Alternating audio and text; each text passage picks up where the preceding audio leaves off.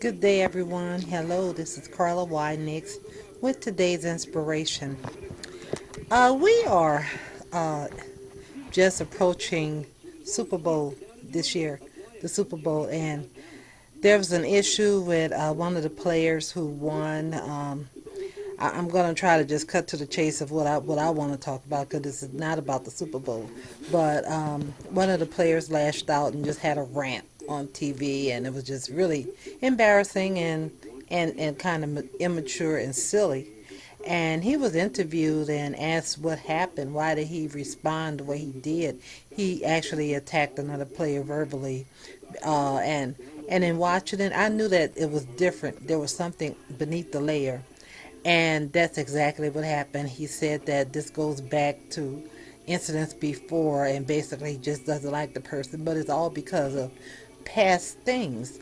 Now, I said that to say this because this is so true, and this often happens.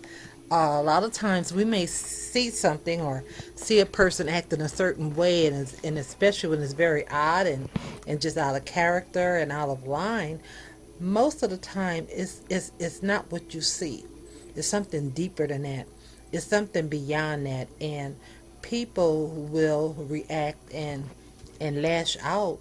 It's when you it's like a bottle of cold drink, soft drink. We call it cold drinks, but a bottle of pop, if you want to say.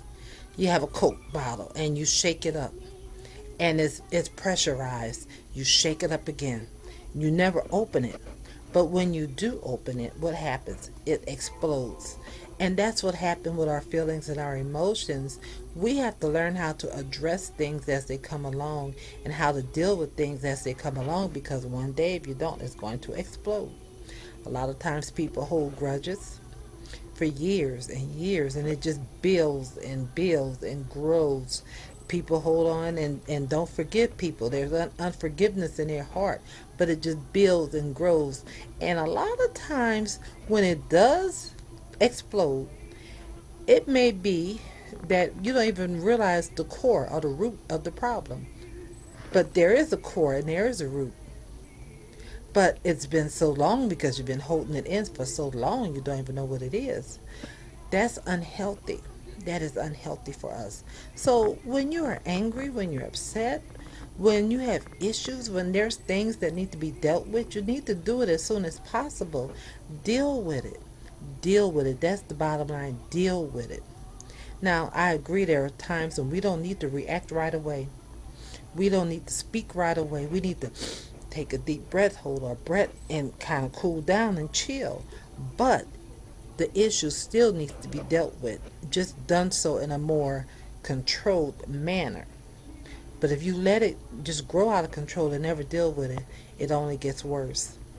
So deal with whatever is ailing you, whatever is worrying you, whatever is on your mind, whatever is ticking you off, whatever it is. Deal with it in a proper way. If you need to speak to somebody about something, do it. But I still suggest that you do it in a cool manner. That you do it in a cool manner. Because see, he exploded. It was so many emotions flowing that he was out of control. That wasn't the time to deal with the problem. That was not the time.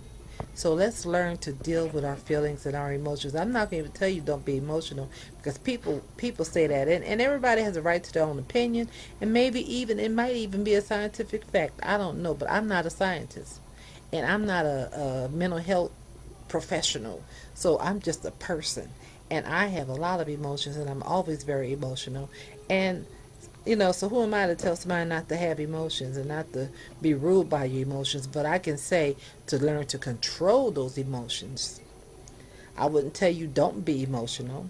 Yes, let your emotions be there. Deal with them. Let it process. We have emotions for a reason. If God didn't want us to have emotions, we wouldn't have them. We just need to learn how to deal with them and let it process and use them in a right way. Don't erase them. Don't change what you are and who you are. Just learn how to control who you are. In fact, allow yourself to be under the control of the Holy Spirit. Because we are out of control, but it's the Holy Spirit who can control us if we allow Him to. Okay? Have a great day, everybody. This is Carla Y. Nix with today's inspiration.